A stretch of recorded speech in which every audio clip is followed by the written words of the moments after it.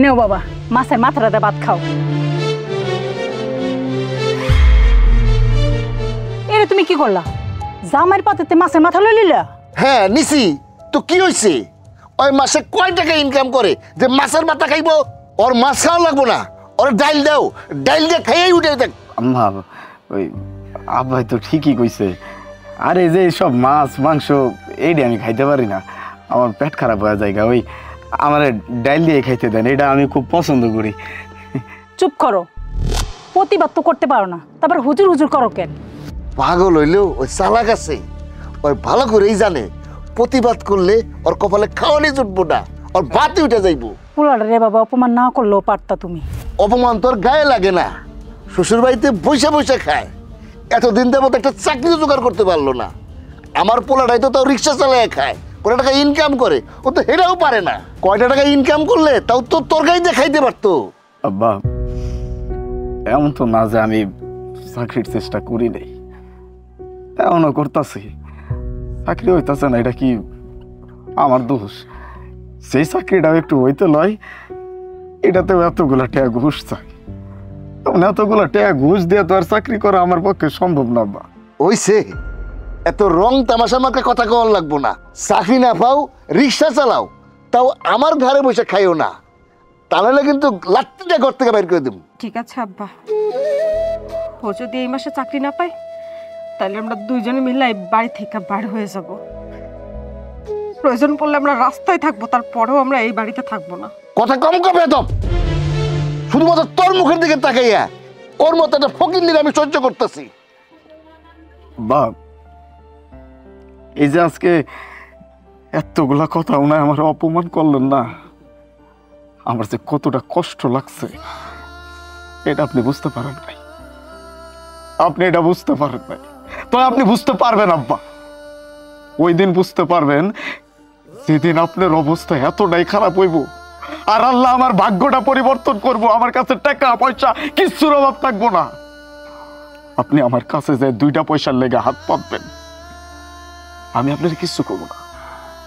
আমি কসম কইরা কইতাছি আপনার আমি কিচ্ছু করবো না। খালি আপনার মুখের দিকে তাকাই আমি হাসু। ওই দিন আপনি বুঝতে পারবেন যে এই জায়গায় আমি কতটা কষ্ট পাইছি। উঠো উঠো কইতাছি, উঠো। কত খাইবার? হ্যাঁ কত খাইবা? শ্বশুর বাড়িতে প্রত্যেকটা দিন বয়া বয়া খাও, তোমার লজ্জা লাগে না? প্রত্যেকটা দিন সবাই মিলে অপমান অপদস্থ কইরা যায়, আর তুমি চুপচাপ সবকিছু সহ্য করে লাও। আব্বাই যে তোমার মোটে পছন্দ করে না, সহ্য করতে পারে না, এটা তুমি বুঝো না? নিজে তো কোনো প্রতিবাদ করতে পারো না, আমি কিছু কইতে গেলে আমারেও আটকায় রাখো। তুমি শ্বশুর বাড়ি থেকে এত পরিমাণ খাইয়া ফেলাইছো, তোমার শ্বশুর এখন তোমার ভাতে ভাত দেখলেও লজ্জা পায়, ভাত দিতে লজ্জা পায়। একখান কথা শুনে রাখো, এমন একদিন আসবে যেদিন আমার জামাই মেলা বড় চাকরি করব, টাকা ইনকাম করব, আমগো কাছে মেলা টাকা পয়সা থাকবো, কিন্তু সেদিন না তোমার পাশে ভালোবাসার কোনো মানুষ থাকবো না। আর ওই মরার সময় যে পানিটা লাগে না, ওই পানিটা আবার জামাই ছাড়া দেওয়ার মতো কেউ থাকবো না। কিন্তু আমি আমার জামাইয়ের ওই পানিটাও দিতে দিব না, আমি ওরে আটকায় রাখবো। এই চলার কতক্ষণ দাঁড়িয়ে দাঁড়িয়ে অপমান সহ্য করবা? আসো মনি, মা যাইস না। কই যাবি মা? আর কি খাবি? তোর কাছে তো চায় না পয়সাও নাই। কই যাব, কই থাকবো, কি খাবো? রিজিকের মালিক আল্লাহ মা। হ্যাঁ খাওয়াইলে ঠিকই খাইয়া বাইসা থাকবো, দরকার হইলে রাস্তাঘাটে কুত্তার মতো মইরা যাবো, কিন্তু তারপরেও এই বাড়িতে আর কোনোদিনও আসবো না। আসো মনি, শোন মনি, আমার কাছে তো বেশি টাকা নাই, এখানে 1000 খানিক টাকা আছে, ল এটা রাখ। ভালো থাকিস মা, সুখে থাকিস।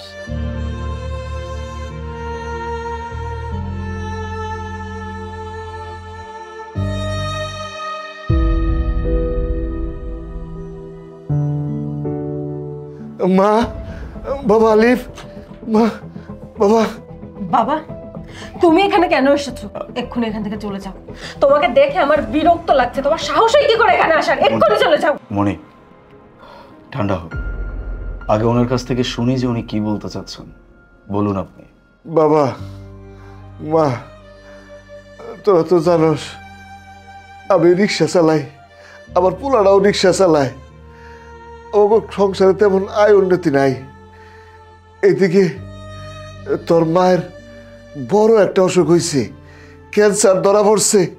ডাক্তার কইছে চিকিৎসা করতে অনেক টাকা লাগবো, কিন্তু মা আমি একা মানুষ, কামাই করে বেশি টাকা জমাইতে পারি নাই। আমার কাছে আরো অল্প কিছু টাকা আছে, আরো অনেক টাকা লাগবো। আর তোর ভাইও তো তেমন কামাই রুজি করে না। তোরা যদি আমার একটু সাহায্য করতি তাহলে তোর মায়ের চিকিৎসাটা হয়ে যেত। জানোস তোর মা এখন হাসপাতালে মৃত্যুর সাথে পাঞ্জা লড়তেছে। তোর ভাই আর তোর মায়ের বউ তোর মায়ের ওখানে আছে।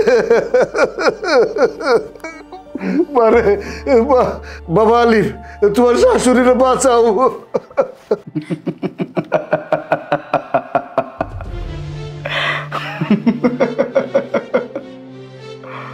কি ভাবতেছেন আব্বা? আমি কেন আসতেছি? পাগল হয়ে গেছে এটা ভাবতেছেন? মনে করেন সেই দিনের কথা। আমি আপনাদের কি বলছিলাম, আপনার এমন একটা দিন আসবে আর আমার এমন একটা দিন আসবে যেদিন আমি আপনার মুখের দিকে তাকায় থেকে শুধুমাত্র হাসব। দেখছেন, আল্লাহ পাক উপরে আছেন, উনি সব কিছু দেন। আজকে আমার যে অবস্থা, এই অবস্থা শুধুমাত্র আমার পরিশ্রমের ফল, আমার চেষ্টা আর আল্লাহর রহমত। সেদিন আপনি আমারে এক একটা কথা বলছেন, এক একটা কথা গুলির মতো আমার কলিজায় বিঁধছে।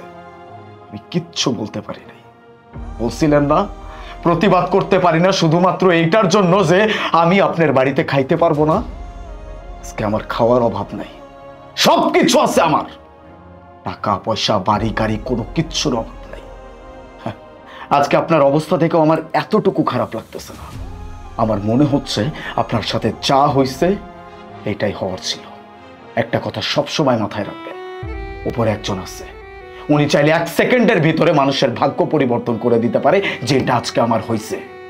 যাই হোক, আপনার সাথে এত কথা বলে সময় নষ্ট করতে চাচ্ছি না আমি, কারণ আপনি আমার মায়ের যে কথা বলছেন এখানে বসে থাকলে হবে না। ওই একটা মানুষ ছিল যে মানুষটা আমাদেরকে কখনো ছোট করে দেখে নাই, নিজের মায়ের মতো ভালোবাসছে। ছোটবেলা থেকে মায়ের আদর পাই নাই, ওই মানুষের কাছে আমি সেই মায়ের ভালোবাসাটা পাইছি।